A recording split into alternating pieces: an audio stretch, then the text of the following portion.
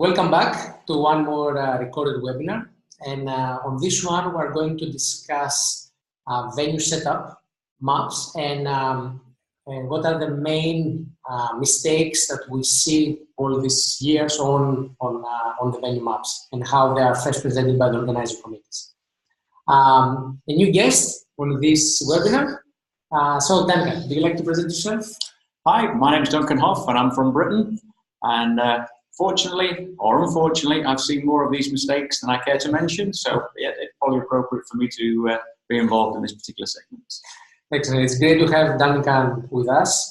Duncan, he's a member of the ITU Multisport Committee. And he's among very, I can say, few technical officials around the world who have top experience on almost everything that exists in the IP line. So his insight that will be really valuable, I'm sure. I hope. Okay, so let's start. So what we've done is we've tried to make it as an area where you can use as reference sheets. You can go back to these areas later on, especially as you progress into your own role as a technical delegate. And we've tried to put the segments in the order that you will actually get to them.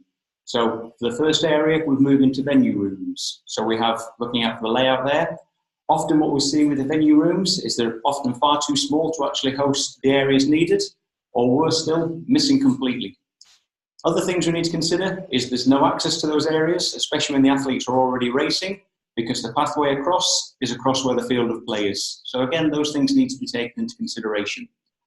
Also, there's far more rooms than people anticipate required, so we need to look at the various areas. So we've listed them here: VIP, media, competition jury rooms, etc. And also importantly, we need to make sure that we have the correct accreditation for those areas, because again, often that's incorrect. Inside the venue organizer manual, there is a quite detailed section around venue planning. And in that section, we list all the different rooms with the preferable dimension of these rooms in the different level of competition that we have.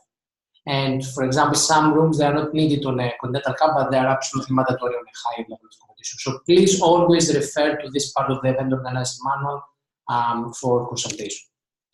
The next area that I cannot say that I'm pulling my hairs off because I can say I don't have, but it's one of the areas that it takes quite a lot for an organizer to realize the importance of it. Especially if they enter the ITU events for the first time, is the athletes lounge. So traditionally, the venue maps that we are getting, they are usually too small to host the athletes and the coaches. So the organizers, they don't follow the guidelines that we have in the venue organizer. There is no provision of being able to give access to the athletes when they are already racing. And there is usually no provision of an open space around where you can have the bike check-in, you can have the athletes leaving the bikes within a secure compound, secure area. And probably the mistake that we see more often than anything else is accreditation. Usually they don't use the correct access control rights as they are described in the event organizer manual. And where it's getting too complicated is when we have multi-sport events, like a multi-sport festival or a World Championship Grand Final, where we have a lot of races and the accreditation is to be updated continuously. And the next area we move to is the start area. Now, as you can imagine, as more and more people want to watch the start of the events, we have an awful lot more people around those areas. So again, we need to make sure we have correct access for media, for TV, all important parts to promote our sport. We need to make sure that there's coaches' areas on there. You know, the coaches want last-minute words to calm their athletes down, etc. We need to make sure we have medical exit points. Yeah, anything happens to the athletes, we need to make sure that they don't come out to a point and find out that there's thousands of spectators there, hindering any access and egress of any injured athletes. VIP areas need to be taken into consideration. How we actually move the volunteers around. Where do we put those volunteers? Bear in mind, what could be a nice quiet area in the setup can be really, really busy once we get to the start of the event. And likewise, how do we actually get the athletes to the entrance, to the start?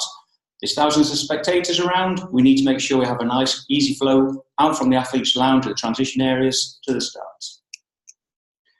Transition area, again, it's another area that we have to pay special attention. And obviously there is always a difference between the age group transition, the elite transition, and the fundamental differences between these two areas.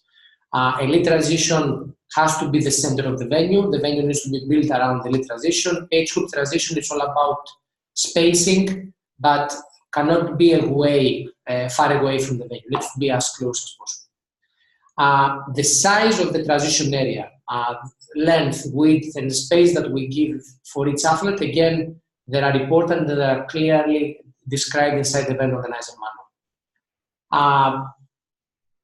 As we have a lot of spectators traditionally being around these locations, it's absolutely necessary to dedicate specific areas for media and for coaches. Otherwise, none of these two groups will be able to perform and do the job correctly. And last thing is access during the event. We have events that are happening back to back, which means that we need to check out athletes and check in the next group immediately. So how the people will move from these locations and how they will be able to perform without actually affecting the race that it's ongoing, it's paramount and needs to be considered. And finally, probably the most frantic area, as everybody wants to get towards the finish to see who's won, and that includes our photographers. So we need to make sure that they have a good stand at the correct distance away from the finish line to ensure good photography.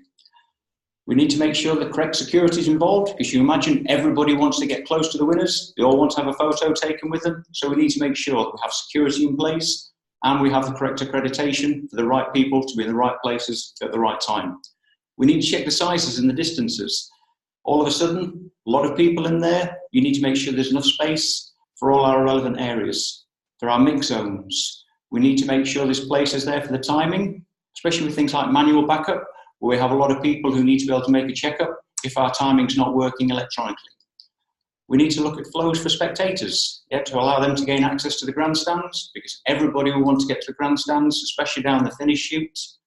So again, all these things need to be taken into consideration to make sure that we have a really good, fair event and everything flows and no frustrations.